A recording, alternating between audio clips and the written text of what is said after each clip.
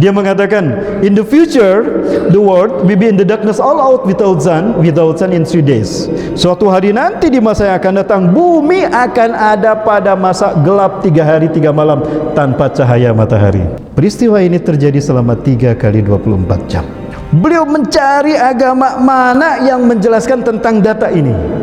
Beliau tidak menemukan ada agama menjelaskan ini kecuali sayati alaikum lailun tuluha kasalasati layalin, akan datang kepada kalian satu malam yang panjangnya sama dengan 3 malam. Kalian di sini kemungkinan umat Islam yang mengalaminya. Artinya Timur Tengah dan Asia yang akan mengalaminya. Masya Allah, ini penelitian saya.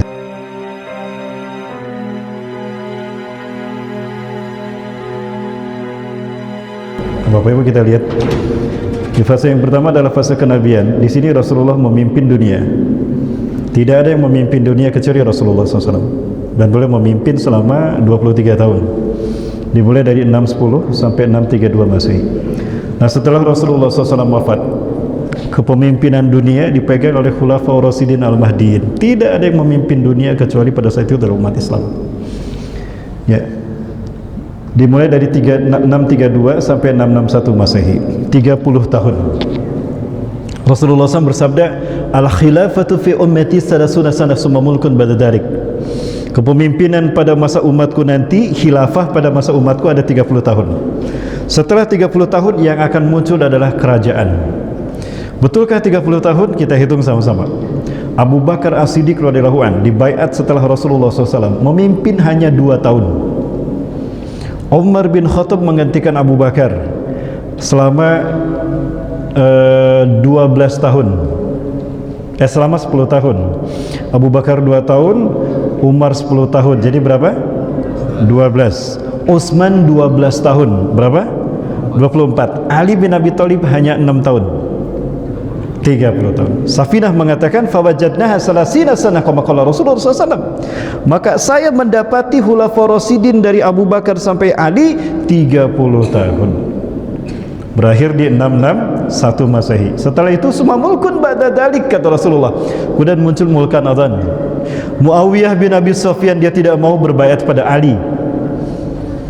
Abu Muslim datang menghampiri Ali bin Abi Thalib, ya Ali, inna nasa yubayi'una aliyan khalifatan rabi'atan min khulafi rasyidin al-mahdiyin falima tubayi'hu. Wahai Muawiyah, sesungguhnya kaum muslimin berbaiat kepada Ali bin Abi Thalib sebagai khalifah yang keempat dari khulafa rasyidin al-mahdiyin. Kenapa anda tidak berbaiat? Muawiyah bin Abi Sufyan radhiyallahu anhu mengatakan, aku kecewa kepada Ali. Utsman bin Affan sepupu saya, dia sepupu saya, kok para pembunuhnya tidak dihukum, dibiarkan begitu saja. Aku kecewa. Ali tidak menghukum pembunuh Utsman bin Affan sepupu saya. Padahal Ali bin Abi Thalib sudah menyampaikan surat kepada Muawiyah. Datang kepada dia, ta'al bayya'ni sauhasibuhum. Ya, datang ke sini, baiat dulu kepada saya, akan saya hukum pembunuh Utsman bin Affan. Jadi sahabat Ali bin Abi Thalib ingin menguji ketulusan Muawiyah, namun Muawiyah tidak berbaiat. Dia pergi ke Suriah, di Damaskus beliau mendeklarasikan berdirinya dinasti Umayyah. Itu adalah kepemimpinan pertama di fase mulkan adzan. Betapapun mulkan adzan ini artinya kerajaan yang hereditas, monarki hereditas, turun-temurun. Artinya kekuasaan berpindah-pindah, dari ayah turun kepada anak, dari anak turun kepada cucu, dari cucu turun kepada cicit, dari cicit turun kepada buyut, dari buyut turun kepada bao, dari bao turun kepada udeg-udeg, dari udeg-udeg turun kepada janggawareng, janggawareng turun kepada kait siwur, kait siwur turun kepada pancakaki, pancakaki turun kepada Pancasila. Sekarang Pancasila kan? Jadi monarki hereditas, kerajaan turun-temurun. Dari dinasti Umayyah kepada dinasti Abbasiyah, dari dinasti Abbasiyah kepada dinasti Fatimiyah, dari dinasti Fatimiyah ke Seljuk, dari Seljuk ke Mamaluk, dari Mamaluk ke Turki Utsmani, dari Mamaluk ke Seljuk, dari Seljuk ke Turki Utsmani. Berlangsung selama 1262 tahun sampai hancurnya Turki Utsmani tanggal 3 Maret 1924. Maka tercatat sepanjang peradaban manusia hari ini, sejak Rasulullah sampai sekarang, umat Islam memimpin 3 fase, memimpin dunia 3 fase. Dimulai dari Rasulullah memimpin sampai Turki Utsmani 1924. Hari ini kita berada di fase yang keempat, Bapak Ibu, fase Mulkan Jabariyah. Apa itu Mulkan Jabariyah? Kerajaan yang sombong, diktator dan kejam. Saddam liman aradah, membantai siapapun yang menentang kebijakan pemimpinnya. Dan di masa ini kita berada di fase yang terburuk, Bapak Ibu. Inilah zaman terburuk sepanjang perjalanan peradaban manusia. Di fase kita inilah fitnah yang terburuk, termasuk fitnah Dajjal akan muncul. Karena di fase ini umat Islam menang, tidak ada fitnah di fase ini. Umat Islam kembali memimpin dunia. Dajjal mati di sini. Ya, iblis di fase ini sudah tidak bisa menggoda. Umat Islam akan menguasai dunia. Ya, Bapak Ibu rahmati Allah Subhanahu wa taala, ya. Dajjal sudah mati, berarti Dajjal tidak di sini. Berarti Dajjal munculnya di ujung fase yang keempat. Sekarang kita berada di sini, Bapak Ibu. Berapa lama fase yang keempat akan berlangsung? Berapa lama, Bapak Ibu? Kita lihat hadis ini. Hadis ini menarik, Bapak Ibu sekalian. Ini saya temukan di dalam kitab Al-Mawsu'ah fil Fitan wal Malahib wa Asyratu Sa'ah, ensiklopedia akhir zaman, karya Dr. Muhammad Ahmad Al-Mubayyad, seorang syekh dari Syam. Di sana beliau menukilkan hadis Rasulullah SAW an Abi Hurairah radhiyallahu an, dari Abu Hurairah semoga Allah meridhoinya, qala, ia berkata, qala Rasulullah sallallahu alaihi wasallam, Rasulullah SAW bersabda, innallaha, sesungguhnya Allah, yab'asu, akan mengutus min hadhil ummati, dari umatku ini, ala ra'si, setiap kelipatan, kulli mi'atis sanah, 100 tahun sekali. Catat Bapak Ibu, setiap 100 tahun sekali Allah akan mengutus siapa? Man, seseorang, yujaddidu dinaha, yang akan mereformasi agamanya. Bukan nabi, bukan rasul, tapi mujadid, reformis. Mujadid, reformis, yang tugasnya satu, membersihkan paham-paham sesat. Tidak ada lagi yang mengklaim ahlu sunnah saat itu, semuanya sama di zaman beliau nanti. Dan yang kedua, membuat Islam tegak di seluruh dunia. Dan yang ketiga, umat Islam akan kaya raya. Di masa beliau memimpin nanti, insya Allah, yang punya cicilan sama punya hutang, lunas cicilan dan hutangnya. Amin. Di zamannya dunia dalam keadaan aman sejahtera. Nah, fase yang kelima tadi. Baik Bapak Ibu yang rahmati Allah Subhanahu wa taala, hadis ini diriwayatkan oleh Imam Abu Daud di dalam kitab Al-Mus'haf fil Fitan wal Malahim tadi. Baik Bapak Ibu rahmati Allah, jadi setelah Rasulullah SAW wafat, setiap 100 tahun sekali umat Islam akan memimpin dunia. Pertanyaan saya, kapan umat Islam terakhir memimpin dunia? Jamaah kemana? Ini saya semangat, jamaahnya tidak semangat. Siapa yang terakhir memimpin dunia? Turki Utsmani kan? Umat Islam yang terakhir memimpin Turki Utsmani. Baik Bapak Ibu yang dirahmati Allah Ta'ala, maka tidak dapat kita bayangkan, di masa inilah fitnah demi fitnah itu akan terjadi. Peristiwa-peristiwa besar yang Rasulullah SAW gambarkan itu akan terjadi di fase yang keempat. Karena di fase yang kelima, umat Islam tinggal menikmati kejayaan sebelum hari kiamat. Di sisi lain, Rasulullah SAW sebutkan akan terjadi kemunafikan di tanah Arab. Nanti kita bahas. Tanda kiamat yang terbesar, yang tanda kiamat besar itu ada 10. Yang pertama, terbitnya matahari dari barat. Pertanyaan saya, bagaimana bisa matahari terbit dari barat padahal selama ini terbit dari timur? Logikanya bagaimana Bapak Ibu? Nah, saya mencoba menggambarkan berdasarkan penelitian NASA dan juga beberapa data yang kita dapatkan terkait dengan adanya satu testimoni, ditemukannya benda langit yang berukuran besar dan dia sedang mengarah ke tata surya kita. Planet ini diberi nama Nibiru. 30 kali, bukan 300 kali, saya belum revisi, 30 kali dari besarnya Jupiter. 30 kali dari besarnya Jupiter. Nah, benda langit ini diperkirakan akan datang ke bumi.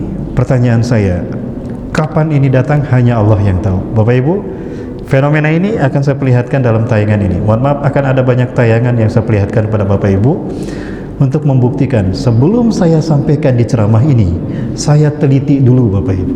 Hasilnya baru saya ceramahkan. Bapak Ibu dan Matius SWT, ini saya perlihatkan satu fenomena. Mudah-mudahan ini kita bisa mencermati bersama Bapak Ibu.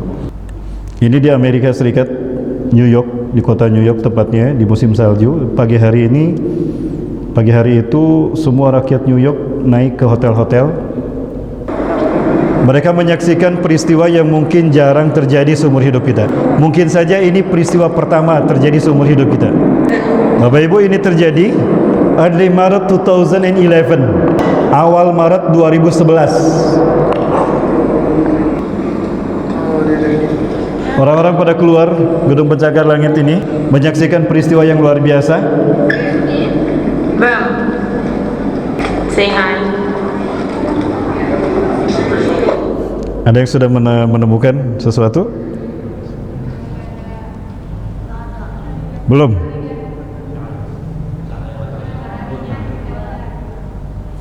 Itu dia, Ibu Jeli. Parece muito sóis. Ali. Bapak Ibu, ini matahari yang tadi siang menyinari kita. Perhatikan, ini matahari yang tadi siang menyinari kita. Ali tem os sóis. Ini apa ini? Second sun as seen in New York sky. Matahari kedua terlihat tampak di langit New York. Pertanyaannya, apa matahari yang kedua ini? Apakah ini Nibiru? Wallahu a'lam bishawab. Kan banyak meteor benda langit yang bisa saja seliweran ke tata surya kita. Tidak menutup kemungkinan planet X yang disebut dengan Nibiru, yang konon dari gelombang yang datang, dari kecepatan gelombangnya itu jaraknya bisa diperhitungkan, dan kecepatannya bahkan bisa diperkirakan itu akan datang menyentuh tata surya kita kapan. Ini sains dan teknologi. Kita diperintahkan Allah untuk mengeksplorasi nalar kita tentang tata surya. Makanya banyak di dalam Al-Quran ayat-ayat terkait dengan astronomi kan. Wal fajri wa layalin asha was samai wat tariq idza sama'u fatarat. Hampir semua ya berbicara tentang astronomi. Nah, baik Bapak Ibu Allah Subhanahu wa taala, sekali lagi, benda langit ini apa? Gente, eu tô mostrando, ó. Um ali e outro ali, ó. Vocês acham que só tem um sol aqui na Bahia? Ali, Nós não estamos mentindo, verdade? Baik, itu Bapak Ibu sekalian, satu fenomena saja. Ada fenomena lain yang saya tidak tambahkan di sini, tapi kalau saya tambahkan, waktu kita nggak cukup Bapak Ibu. Subuh baru kelar. Baik Bapak Ibu dan Matius Subhanahu wa taala, saya tidak berbicara tanpa fakta berkaitan dengan ini. Nah, benda langit ini terus bergerak mengarah ke tata surya kita. Ketika benda langit ini memasukinya, tata surya kita, itu akan mendekati bumi. Lintasannya akan mendekati bumi. Benda langit ini jauh lebih besar dari bumi, 300 kali lebih besar dari bumi. Maka jika berdampingan begini, maka benda ini memiliki daya tarik kan? Betul? Maka bumi bisa jadi tertarik sehingga menabrak planet ini dan hancur. Namun bumi bertahan. Kenapa bumi bertahan? Karena bumi terikat dengan gravitasinya terhadap matahari. Karena di dalam tata surya kita ada 8 planet kan? 8 planet ini mereka mengitari matahari sehingga kuat gaya tariknya. Jadi tidak tertarik oleh Nibiru ini. Jadi bumi tidak tertarik oleh benda langit ini Bapak Ibu. Namun ketika benda langit ini mendekat ke bumi, bumi mencoba bertahan pada orbitnya, tidak tertarik ke sana, tapi tetap bertahan. Namun bumi oleng, tertarik ke sana Bapak Ibu. Terjadilah polar shift. Ini yang mengakibatkan terjadinya perubahan iklim, climate change. Ya. Maka kutub akan bergeser Bapak Ibu, polar shift. Artinya akan terjadi cuaca ekstrim di tempat-tempat yang tidak biasanya. Apa itu? Satu,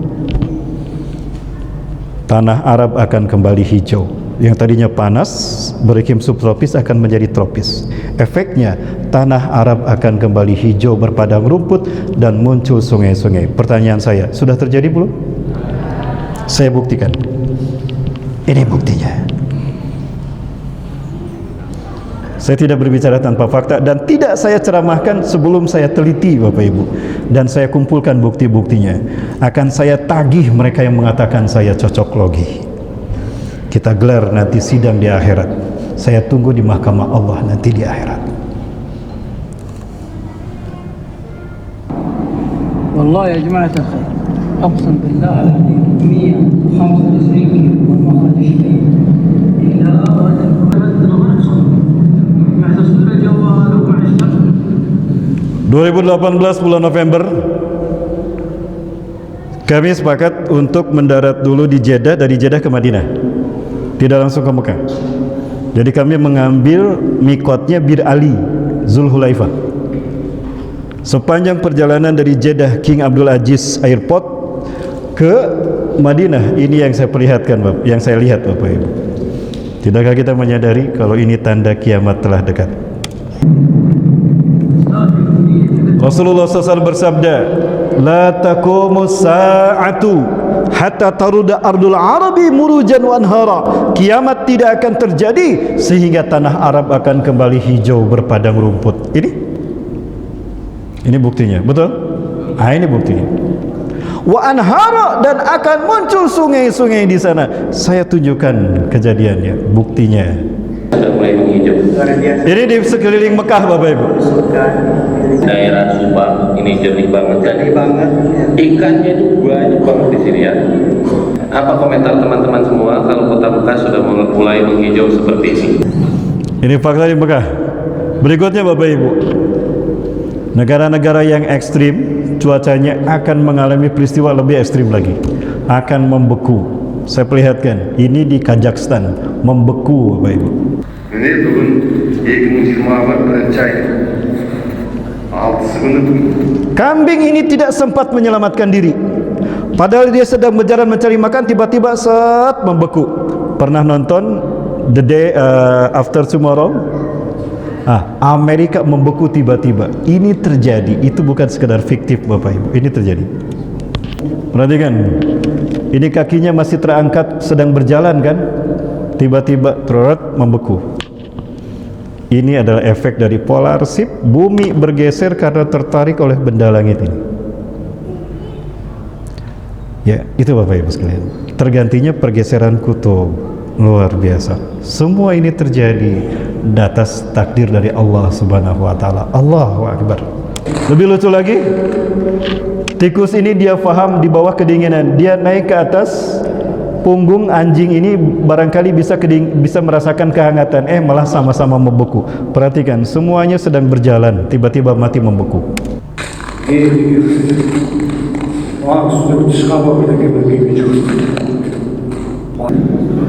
Ini rusa salju Bapak Ibu. Ini Bapak sekalian mati Allah. Kemudian bukan hanya di Kazakhstan, tanah Arab yang tandus pun turun salju. Ini buktinya Bapak Ibu.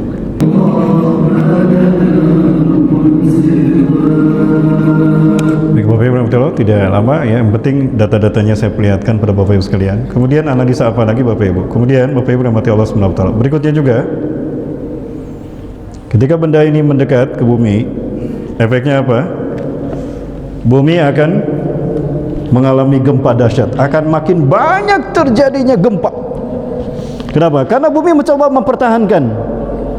Bapak Ibu, ketika kita tarik tambang dengan teman kita, ketika tarik tambang, ada nggak kalau sama-sama kuat tarik tambang wajah kita tersenyum? Tidak kan? Tapi begini, begitu ya, dan bergetar. Begitu pula ketika bumi mempertahankan posisinya dari benda langit itu, maka bumi mempertahankan di dalam begini. sambil akan terjadi banyak gempa dan bergeser begini. Kemudian efek yang lain, bumi oleng. Efeknya apa? Barat pindah ke timur, timur pindah ke barat. Set, begitu. Sambil bergeser dan terjadi perpindahan kutub. Polar shift, kutubnya barat, bukan kutub, barat dan timur berpindah.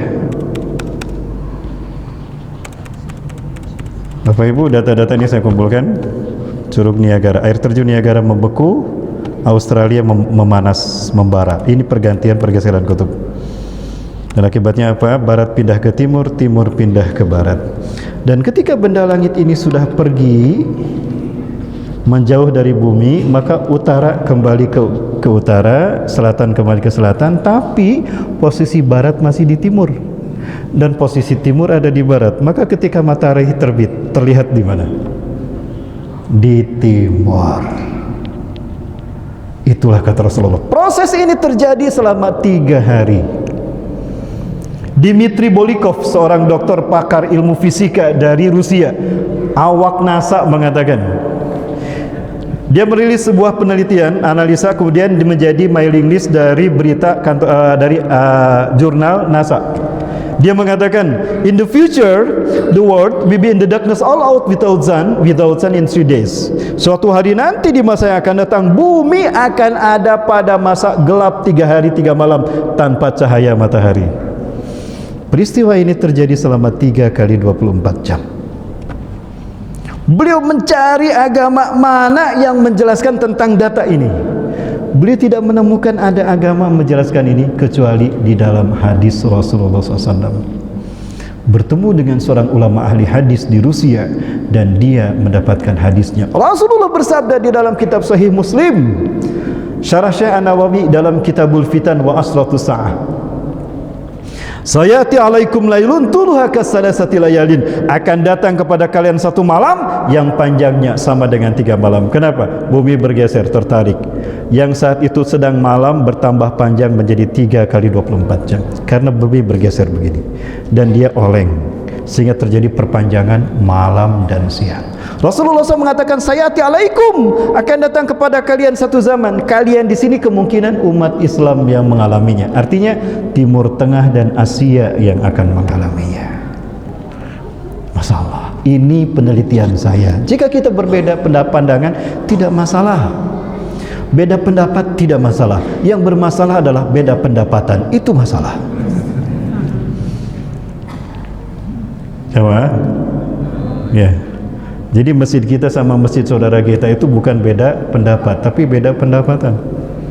Di sana makmur ya, makmur, makanannya bagus-bagus ya. Di sini nggak kalah insya Allah. Bapak Ibu yang dirahmati Allah. Nah, ini analisa saya terbitnya matahari dari barat. Nah, Bapak Ibu, ketika benda langit ini mendekat ke bumi, di saat itulah magnet bumi tersedot semuanya oleh benda langit ini. Maka bumi kehilangan magnetnya. Terjadilah induksi magnetik dari muka bumi sehingga bumi gelap tanpa teknologi. Rasulullah bersabda, "Sum'atum ila ma bada'atum, sum'atum ila ma bada'atum." Kalian kembali ke zaman kalian dulu tanpa teknologi. Jadi yang punya HP mahal sampai puluhan juta, siap-siap nanti nggak kepake. Punya mobil yang bagus, yang mahal sampai miliaran, siap-siap nggak jalan karena teknologi hilang. Nanti kita kembali ke ke zaman kuda. Tidak ada listrik Bapak Ibu. Kita kembali ke lilin sama ke cempor sama petromak. Tapi petromak pun nggak bisa jalan karena tidak ada minyak saat itu. Kita kembali kepada kayu bakar. Tidak ada teknologi. Nah, di zaman seperti itulah Dajjal akan muncul. Dan sebelum kemunculan Dajjal, manusia akan berperang, dan perang ketika saat itu tanpa teknologi. Itulah Malhamatul Kubra. Malhamah artinya tempat daging, kubra besar, karena perang itu menyisakan bangkai manusia di seluruh dunia. Kalau perang teknologi bisa terbakar hangus daging sama nuklir, betul? Yang menyakitkan kita adalah pernyataan Donald Presiden yang menyatakan kalau Yerusalem adalah ibu kota Israel. Ini menyakitkan kita. Kalau Yerusalem ibu kota Israel, berarti Al-Aqsa hak Israel. Kalau itu disepakati oleh PBB dan dunia, maka Al-Aqsa menjadi milik Israel. Kalau Al-Aqsa menjadi milik Israel, ya dihancurkan sama mereka dan akan diganti dengan Haikal Solomon. Bapak Ibu, saya mencium bau ini, bau the New World Order yang sedang dipersiapkan oleh Israel. Kenapa mereka ingin mengklaim Yerusalem milik mereka? Kenapa? Karena mereka harus segera mendirikan singgasana Tuhan mereka. 1000 tahun sebelum terjadinya hari kiamat adalah masa bagi berdirinya singgasana Tuhan mereka di muka bumi. Bapak Ibu, mohon maaf ini saya sampaikan. Menurut mereka dalam The Jericho Project, Masehi ini hanya berusia 3000 tahun saja, kata mereka. Jadi setelah tahun 3000 kiamat versi Yahudi. Ini bukan keyakinan kita. 3000 tahun ini mereka bagi menjadi 3 milenium. 1 milenium 1000 tahun. Sekarang kita berada di milenium ketiga. Milenium ketiga inilah yang mereka sebut dengan Y2K, Y2 kilometer. Kita pernah mendengar Y2K kan? Ini bukan era kebangkitan teknologi informasi dan globalisasi, tidak, tapi singkatan dari Year of the Yehuda Kingdom. 1000 tahun terakhir bagi dunia Masehi adalah milik Yahudi dan Nasrani untuk mendirikan singgasana Tuhan. Harusnya Tuhan mereka sudah punya istana. Di mana istananya? Di Palestina. Nah, inilah pemerintahan yang akan mereka ciptakan di 1000 tahun terakhir dengan program The New World Order. Di mana mereka akan menciptakan singgasana Tuhan mereka? Di Palestina, karena Palestina jantung dunia. Jika Yerusalem menjadi milik Israel, berarti Al-Aqsa menjadi milik Israel. Maka Israel akan leluasa menghancurkan kiblat kita yang pertama dan akan diganti dengan istana Dajjal. Ini istana yang mereka persiapkan, Haikal Solomon. Kalau ini berdiri, maka mereka menang dan kita kalah. Inilah peta dunia baru yang mereka inginkan. Tapi demi Allah ini tidak akan terjadi karena Allah menyatakan Islam akan menang. Betul? Di akhir zaman ini Islam yang akan menang. Tidak percaya? Nanti kita akan saksikan bagaimana Allah memenangkannya dengan cara Allah yang begitu menakjubkan. Allahu Akbar. Tapi peristiwa-peristiwa besar itu harus kita hadapi. Di antaranya adalah Perang Dunia Ketiga. Jerusalem as the capital of Israel. Tentu menyakitkan. Maka disambut oleh para pemimpin dunia Islam dengan penuh semangat kemarahan. Maka seketika itu setelah pertanyaan Donald Trump bahwa Yerusalem adalah milik Israel, para petinggi umat Islam melakukan KTT secepatnya. Termasuk diantaranya dari Erdogan Turki, Bapak Ibu. Bapak Ibu yang dimaksud Allah Ta'ala, berikut ini saya percepat. Ini hanya belajar dari Perang Dunia Kedua. Nah, Perang Dunia Ketiga ini, Bapak Ibu sekalian, tentu akan ada pemicu-pemicu yang lain. Di antara tanda-tanda yang lain yang Rasulullah SAW sebutkan adalah terjadinya kemunafikan di tanah Arab. Betulkah terjadi kemunafikan di tanah Arab? Baik Bapak Ibu, ini saya perlihatkan. Ini adalah ada situasi yang membuat saya merinding. Terjadi konser musik di kota Riyadh, Saudi Arabia. Ini di Saudi Arabia. Rapper dunia datang ke sana. Kemudian apalagi Bapak Ibu, kemarin ada pesta Halloween. Ya, Maulid dilarang. Ya, kita merayakan, kita menampakkan kecintaan kita pada Rasulullah dilarang karena bid'ah versi mereka. Sementara perbuatan dari penguasanya seperti ini mereka biarkan. Inilah Saudi Arabia yang tentunya tidak disukai Rasulullah SAW.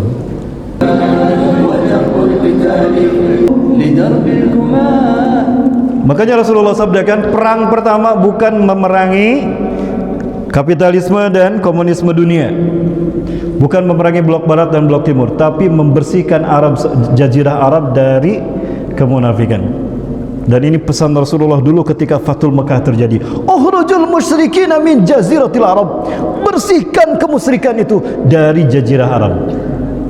Gak boleh ada kemusyrikan di tanah Arab. Sekarang Bapak Ibu seperti ini. Ngeri Bapak Ibu. Saya melihat sendiri di sana Bapak Ibu. Kemudian Bapak Ibu rahmati Allah Subhanahu wa taala, kenapa semua ini terjadi? Baik Bapak Ibu rahmati Allah. Begini, tanah Arab atau negara Arab ini tidak mungkin hanya menggantungkan hidup mereka, nafkah mereka dari minyak, betul? Minyak itu menyusut, lama-kelamaan akan habis. Maka dengan apa nanti mereka melanjutkan nafkah untuk membiayai kehidupan negara mereka? Maka dibukalah pintu investasi besar-besaran. Dibuka pintu investasi besar-besaran, dan yang dibidik untuk menanamkan investasi bukan negara berkembang tapi negara maju. Siapa negara maju? Kalau bukan Eropa, kalau bukan negara-negara barat yang berhaluan liberalisme dan sekulerisme. Kalau negara-negara barat, negara maju dibidik untuk menanamkan investasinya di tanah Arab, pertanyaannya, mungkinkah mereka berinvestasi di negara yang ditegakkan hukum Islam? Yang ketat Islamnya? Tidak mungkin. Maka melonggarlah hukum Islam di negara-negara Arab. Terciptalah kemunafikan. Bapak Ibu, ini awal mula menjadi terjadinya kemunafikan yang mengotori jazirah Arab, padahal negeri Arab adalah negeri yang halus steril dari semua kemunafikan. Ini yang akan menyebabkan terjadinya perang pertama, membersihkan jazirah Arab dari kemunafikan, dan ini akan dilakukan pertama kali oleh Imam Mahdi. Allahu Akbar. Sudah siap Bapak Ibu menghadapi ini semua, dan ini imbasnya kepada ibadah haji dan umrah. Tanda dari sisi akidah adalah munculnya kelompok yang kemudian digunakan untuk menutupi citra buruk penguasa-penguasa Arab. Ya. Ketahuan para pemimpin Arab ini mereka sudah belang akidahnya, bahkan loyal kepada orang-orang non-muslim yang jelas-jelas memerangi Islam dan kaum muslimin. Maka dibentuklah sebuah gerakan yang mereka mendakwahkan tauhid, mendakwahkan sunnah dan sebagainya, tapi di satu sisi mereka keras kepada umat Islam, membid'ahkan selain dari kelompok mereka. Hati-hati, kemunculan mereka inilah yang menjadi bagian dari tanda terjadinya hari kiamat. Rasulullah SAW bersabda, silakan buka di dalam kitab Hasan Hussein Untold Stories karya Said Muhammad Hasan Al-Husaini. Dinukilkan tentang awal kemunculan kaum Khawarij di zaman Ali bin Abi Thalib. Di sana dinukilkan sebuah hadis Rasulullah SAW bersabda, yakhruju fi akhir zaman qaumun, akan keluar di akhir zaman satu kaum, tahkiruna salatakum ma salatihim, kalian akan meremehkan salat kalian dibandingkan salat mereka. Hebat ketika mereka salat, minder kalau kita salat di masjid mereka. Ada yang pernah salat di masjid mereka? Hebat kan, seolah-olah paling sunnah mereka, betul? Wa takiruna qira'atakum ma qira'atihim, kalian akan meremehkan bacaan Quran kalian dibandingkan dengan bacaan Quran mereka. Hebat ketika mereka membedah Quran.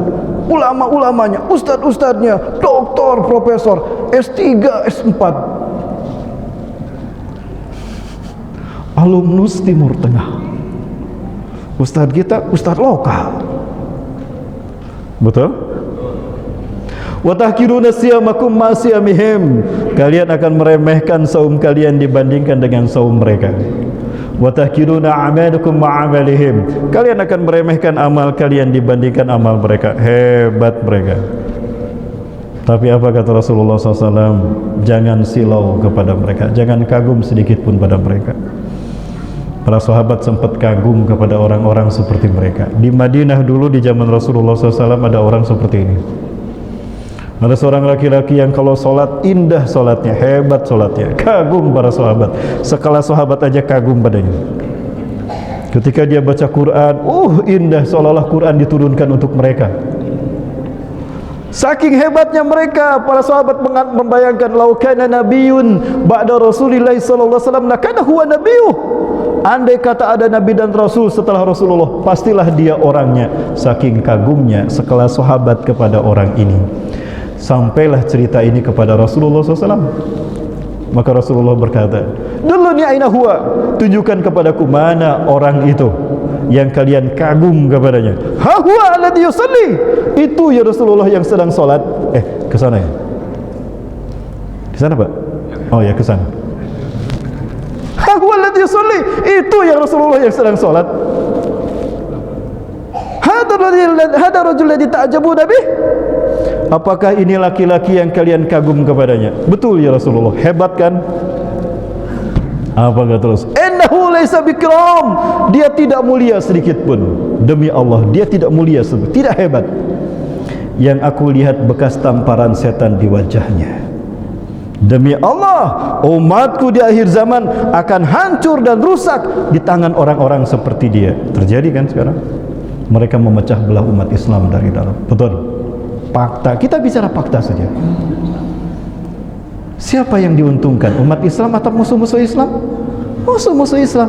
Mereka diciptakan untuk memecah belah kekuatan umat Islam yang tahu keburukan para pemimpin mereka. Sementara di saat yang sama, ajaran mereka mengajarkan haram kita berontak kepada pemimpin yang sah, seburuk apapun, karena mereka memimpin atas takdir Allah. Begitu kan Bapak sekalian? Waspada, jangan salah hijrah dan jangan kagum sedikit pun pada mereka. Kenapa? Kata Rasulullah SAW, hum yamrukuna minad-din kama yamruku sahmu minar ramiyah. Mereka lepas dari Islam seperti anak panah yang lepas dari busurnya. Allahu Akbar. Kalau anak panah lepas dari busurnya kemudian menembus bidikannya, balik lagi tidak ke busurnya? Tidak. Mereka lepas dari Islam tidak balik lagi. Kemunculan mereka sudah diisyaratkan oleh Rasulullah SAW. Maka munculnya Imam Mahdi menyelamatkan akidah umat Islam dari pecah belah seperti mereka. Saya punya rahasia tentang mereka. Tadi tidak mungkin saya sampaikan di masjid ini, tidak mungkin. Rahasia ini saya dapatkan dari Palestina, Bapak Ibu.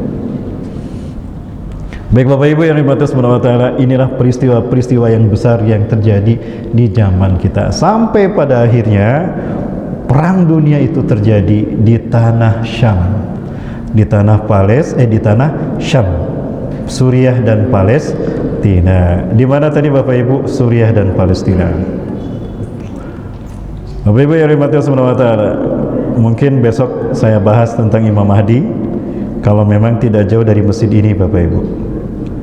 Insya Allah kunjungan kami ke Palestina adalah untuk belajar Islam langsung di negeri para nabi dan rasul. Kita mengkaji Islam di negeri Allah mengutus para nabi dan rasul. Bapak Ibu rahmati Allah, kembali ke sini. Setelah teknologi hilang, umat Islam pada saat itu akan terkristalisasi kekuatannya pada 3 pasukan. Malaysia Indonesia ini kemungkinan akan bersatu di bawah panji La ilaha illallah Muhammad Rasulullah dan panji Nusantara merah putih. Saya akan mengingatkan Bapak Ibu akan sebuah momen di mana semua elemen Indonesia bersatu. Nampaknya umat Islam Indonesia ini akan bersatu kalau ada musuh bersama. Betul? Jadi harus muncul dulu musuh bersama, baru kita tercipta kebersamaannya. Jadi harus ada common enemy.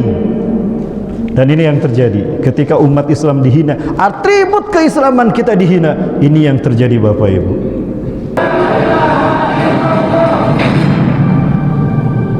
Rasulullah SAW berdiri menjelaskan tentang menunjuk ke titik di mana pasukan yang ketiga itu akan muncul.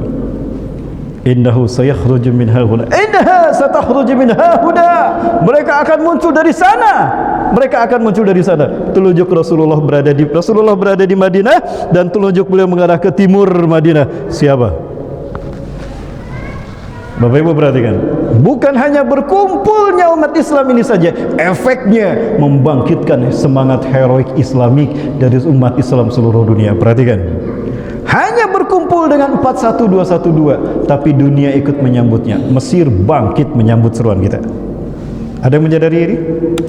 Tunisia bangkit, Belanda bangkit, Jerman bangkit, Belgia bangkit, Australia bangkit, bahkan Rusia pun bangkit. Yang ini nggak bisa lama-lama saya perlihatkan karena ada yang tersinggung Bapak Ibu. Jadi saya cukupkan ke Australia saja.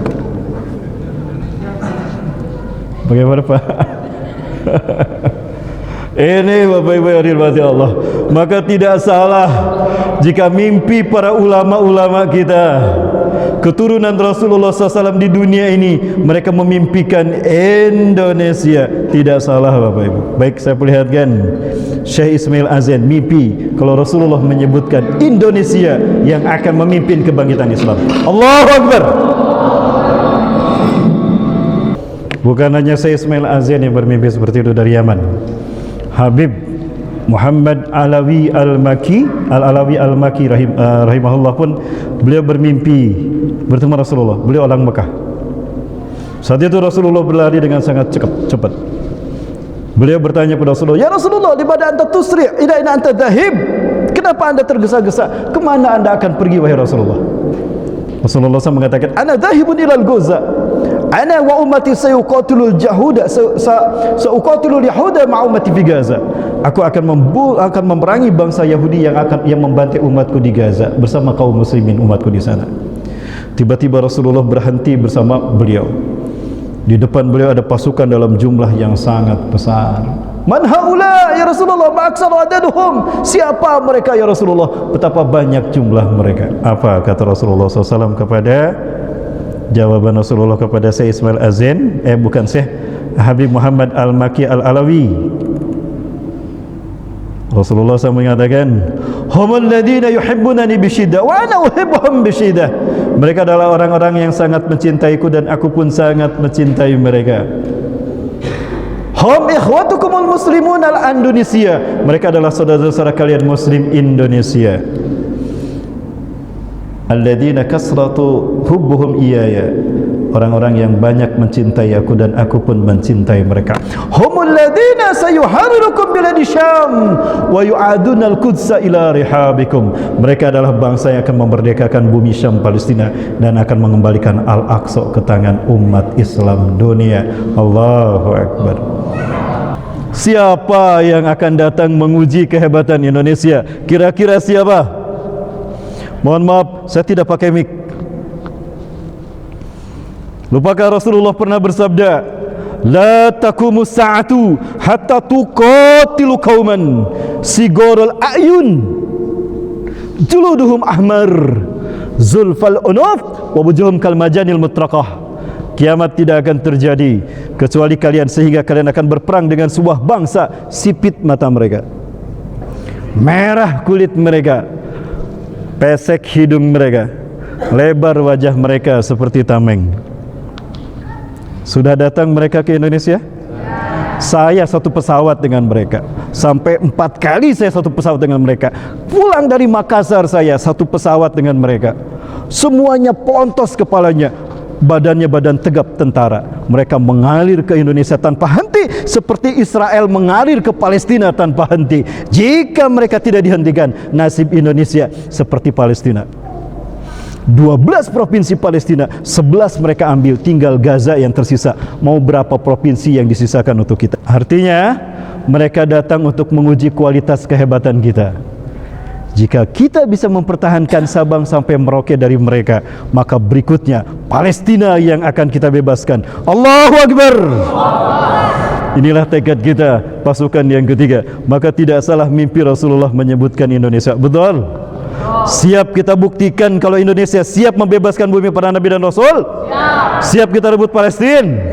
Rebut Al-Aqsa dari Yahudi? Saya tagih siapnya. Saya tagih siapnya Bapak Ibu. Ayo, bukan hanya sekadar teriak di masjid ini, Allah nagih nanti di luar masjid. Bapak Ibu rahmati Allah. 2016 adalah kunjungan pertama saya membawa bersama jamaah ke Palestina. Saya mendengar 5 remaja penghafal Quran, mereka mimpi bertemu Rasulullah SAW. Dalam mimpi mereka Rasulullah bersabda, ya ahla Syam, ya ahlal Gaza, innal ladina sayuharirukum min zulmil yahud wa yu'aduna al-Qudsa ila rihabikum ikhwatukumul muslimun al-Indonesia. Wahai penduduk Syam, wahai penduduk Palestina, wahai penduduk Gaza, sesungguhnya bangsa yang akan membebaskan kalian dari Yahudi dan akan mengembalikan Al-Aqsa ke tangan kalian, saudara kalian Indonesia. Inilah bukti cinta mereka kepada Indonesia, karena mereka yakin kita yang akan membebaskan mereka. Wahai bermati Allah, maka Sayyid Muhammad Amin Al-Husaini, beliau adalah imam besar Masjidil Aqsa, cucu Rasulullah SAW. Beliau menyerukan pada bangsa Palestina, yuk kita bantu Indonesia. 1944 beliau menyuruh negara Arab untuk membantu Indonesia untuk terbebas dari Belanda dan Jepang. Ya, alhamdulillah. Harta demi harta mengalir kepada Indonesia. Bahkan dari orang terkaya Palestina Syekh Muhammad Ali Tahir, orang paling kaya di Palestina. Beliau kosongkan uangnya di bank, kosong uangnya di bank, diundang pada petinggi bangsa kita, Kiai Haji Agus Salim, diapit oleh beliau, Syekh Ali Tahir dan Syekh Muhammad Amin Al-Husaini, Dr. Muhammad Hatta. Mereka diundang, dikasih tiket pesawat ke Palestina. Ini harta kami, ambil untuk membiayai kemerdekaan Indonesia. Bapak Ibu, mereka membantu kemerdekaan kita. Bahkan ketika naskah teks proklamasi selesai dibacakan oleh Presiden Soekarno, negara pertama yang mengucapkan selamat dan mengakui kedaulatan NKRI adalah Palestina, bukan negara yang lain. Barat belum mengakui. Maka terjadi agresi ke satu, kedua, Belanda ditunggangi Inggris. Palestina yang mengakui dan membantu kemerdekaan kita. Ya, Bapak Ibu yang dirahmati Allah, artinya kita punya hutang kemerdekaan kepada Palestina. Mau dibayar tidak hutangnya? Sekarang Palestina, mereka sedang dijajah Yahudi, Bapak Ibu. Kok bisa ini terjadi? Ini baru tidak masuk di akal. Di sekeliling Palestina ada 300 juta umat Islam, 300 juta umat Islam Arab di sekeliling Palestina. Di Palestina cuma 5 juta Yahudi. Kok bisa 5 juta lenggang kangkung membantu Palestina? 300 juta kalah sama 5 juta karena kita dipecah belah. Jangankan kita mengangkat senjata, kencing barang-barang yang 300 juta, tenggelam tuh 5 juta ya. Betul tidak? Yang ada bukan kencing barang-barang, yang ada menepi ke pinggir jalan, dibuka pintu mobil, kencing di jalan tol, di pinggir jalan. Itu yang terjadi. Kita dipecah belah, Bapak Ibu, dengan frame nasionalisme, dengan strategi divide et impera. Udah dipecah belah dalam bentuk negara-negara, dipecah belah dalam bentuk terkecil. Ada multi ormas, orpol, sekte, madhab. Makin susah kita bersatu padu, Bapak Ibu. Maka insya Allah kesatuan umat Islam akan dipicu dari bersatunya umat Islam Indonesia untuk membebaskan bumi Palestina. Bapak Ibu rahmati Allah, dapat kita bayangkan ketika rumah mereka hancur, kalau Bapak Ibu ke West Bank, sampai ke pertigaan, ke kanan ke Ramallah, ke kiri ke Al-Aqsa, Bapak Ibu akan melihat di bukit-bukit itu ada tenda-tenda.